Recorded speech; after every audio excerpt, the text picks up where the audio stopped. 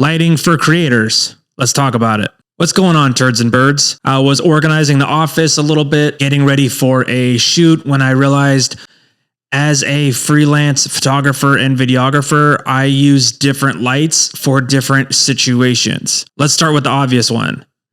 This one, the one that's lighting me right now. It's the Amaran 200X. It is a constant light.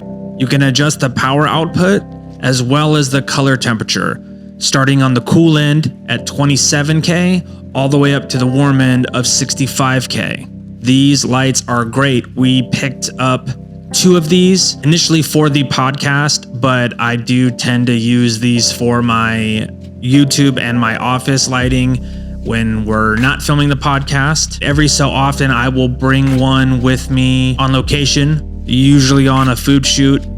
They're very easy to set up.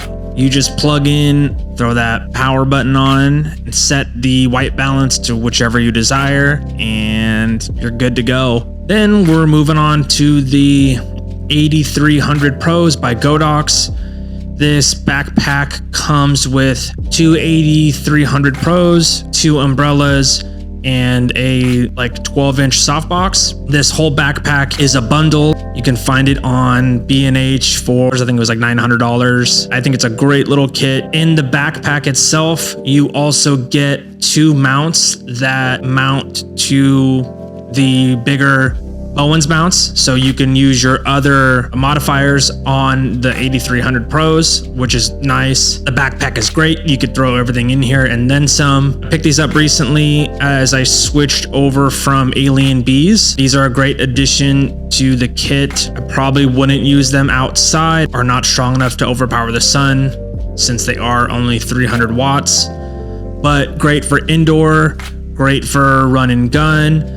I've used them a few times where I just throw the trigger on the camera and then I have the 8300 in my hand and I'm just, mobile flashing it, off camera flashing it.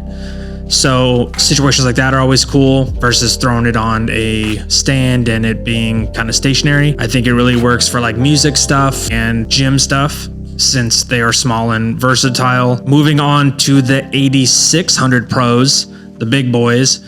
I recently picked up 2 of these. As I mentioned, I switched over from Alien Bees. I was on Alien Bees from day one. It was time to upgrade. Go with something a little bit more modern for my own workflow. And also the fact that all of the Godox system is wireless. Been an absolute game changer. I have the 2 8300s and the 2 8600s at this point. The 8600s are great, especially for outside. They do overpower the sun as they are 600 watt strobes, multiple channels, model lights. I even use these with no modifier at all. I just kind of bare flash it. Like the Alien Bees, I couldn't ever shoot bare because it would just blow things out. The 8600 Pros are not cheap by any means. Just the pivotal part in moving forward in my career with getting better equipment that can keep up with my workflow. It's quite a big jump. It's like going from a bicycle to a Corvette. So the Godox system has been amazing to be able to have multiple channels, multiple groups, and have multiple lights off of one trigger. That has been a game changer and just super easy to work with multiple lights on location. I don't have to worry about going up to each light, adjusting them. I can do it all from the Godox trigger. Now we have the Godox tube lights.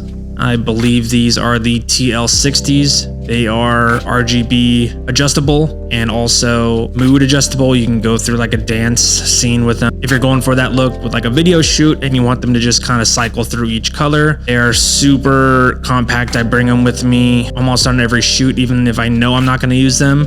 They're great for food shoots to splash a little bit of light behind something and there's like a small space. They aren't the most powerful, but like I said, if you know the situations in which you're going to use them, then they are great indoors, low light. They don't take up a lot of room, so that's always nice. I use these a lot for my, what I call like creative portraits. I'll usually throw one color on each and have them on the sides of the subject and do some like cool colors, usually like a red and a blue. These are great for on the fly portraits when I don't have a lot of time with the subject and I also don't have a lot of space. I don't feel like lugging a bunch of strobes or the Amaran 200s with C-stands and all that. These I usually just fasten to my smaller stands, throw those lights on, and then get up in there. These are probably the most versatile light in my camera bag, and that I've use it for a number of things. They fit in this little briefcase style. Off I go. These things were, I think, around $400. I eventually want to get more. I would like to set up some sort of like backdrop with them or some sort of scene where there's multiple lights in them. And last but not least, we have the Canon Speedlight, the 600 EX2 RT. Jesus, some of these names are crazy, dude. This is great for event photography, nighttime photography. It's the smallest run and gun setup. This is what I use almost on every shoot. I have the little plastic diffuser that it comes with. I also have what I call the booby light, which is the Magmod dome. Those are the various lighting setups that I use, ranging from pretty cheap to pretty expensive, continuous lights to strobes. That about does it for my full arsenal of my lighting setups. Thanks again for watching. Hopefully you got some good information from this. Don't forget to like and subscribe to the channel. It really helps me out. Peace.